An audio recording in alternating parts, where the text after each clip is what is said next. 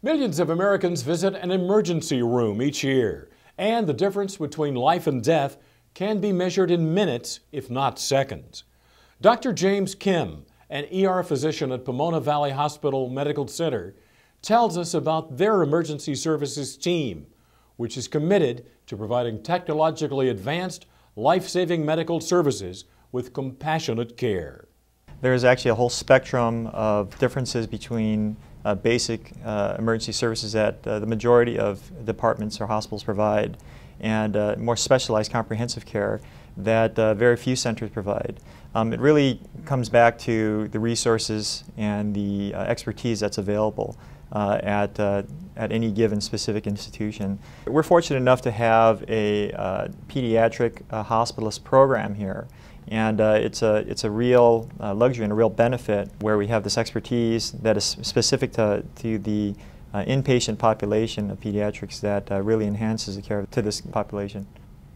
Strokes are another catastrophic event that's devastating to the patient. We have an expert team of EMS providers, first responders, the emergency department, as well as our neuroscience specialists, including neurosurgeons and neurologists, that essentially work collaboratively to enhance the care and outcomes of these special type of patients with their catastrophic disease processes. Sepsis is basically an inflammatory response, a systemic response to infection or some form of stress. The mortality associated with sepsis is extremely high, and ultimately care is really directed up front to rapid identification and rapid intervention to improve outcomes of these patients. We have an established program and work collaboratively from the emergency department with our intensivists or our critical care physicians to really enhance care to these patients and really improve mortality and improve outcomes from these patients. Dr. Kim tells us about the medical professionals on staff in the ER.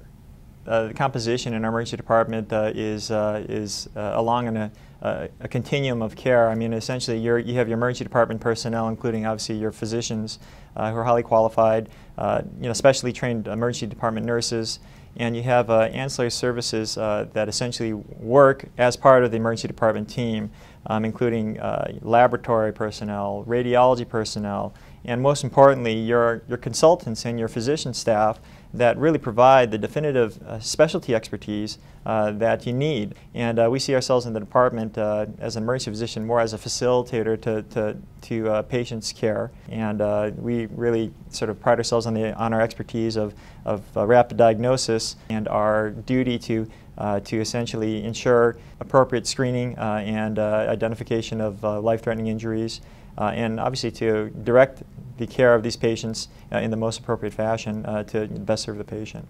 Health grades and age caps are a couple of institutions out there that provide sort of independent, objective review of the quality of healthcare institutions.